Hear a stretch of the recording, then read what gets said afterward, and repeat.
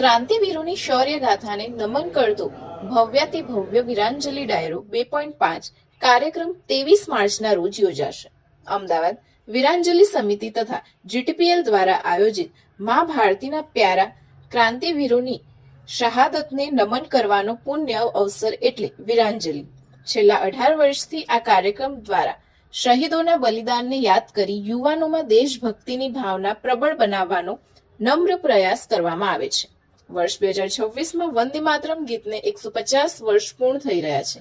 તે નિમિત્તે કે 23 માર્ચના રોજ સાણંદમાં વીરાંજલિ ગ્રાઉન્ડ એકલિંગજી રોડ ખાતે રાત્રે 8 કલાકથી વીરાંજલિ 2.5 કાર્યક્રમનું ભવ્ય આયોજન કરવામાં આવ્યું છે.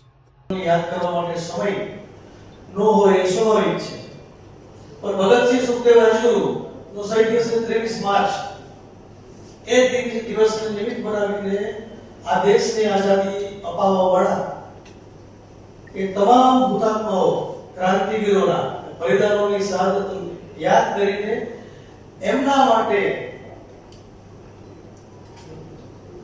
વીરાંજલિના માધ્યમથી એમની શહાદતને યાદ કરીને આ કાર્યક્રમના માધ્યમથી એ હજારો ક્રાંતિકારીઓના અને ઘણા એવા ક્રાંતિકારીઓ છે જેના નામો આપણને ખબર પણ નથી.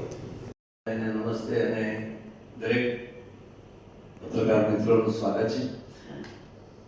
પ્રેમસિંહ બાપુએ જે વાત કરી, સાયરામભાઈએ જે વાત કરી, ગુજરાતના અલગ અલગ વિસ્તારમાં અલગ અલગ કાર્યક્રમોનું મહત્વ હોય છે.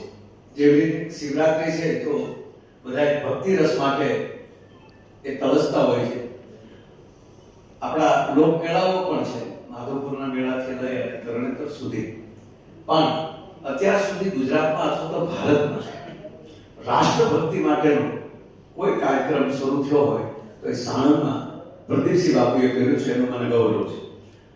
આપણે ભૂલકણા છીએ આ બાબતમાં કે આપણે જેને પ્રાણોની આહુતિ આપી એને ભૂલી જાય છે. તો આ વિષય પ્રદીપસિંહ બાપુએ 2007થી શરૂ કર્યો. સદનસીબે છેલ્લા 14 વર્ષથી આમાં જોડાવાનું મને સદભાગ્ય મળ્યું. ગુજરાતી ભાષામાં ક્રાંતિવીરોના ગીતો જ નહોતા, તો એ લખવાનું સદભાગ્ય પણ મને મળ્યું. એના માટે હું વીરાંજલિ સમિતિનો આભાર માનું છું. અને વીરાંજલિ સાથે જીટીપીએલ જોડાયું તો આખા ગુજરાતમાં 40 લોકોથી શરૂ થયેલી યાત્રા 40,000 લોકો સુધી પહોંચી ગઈ હશે.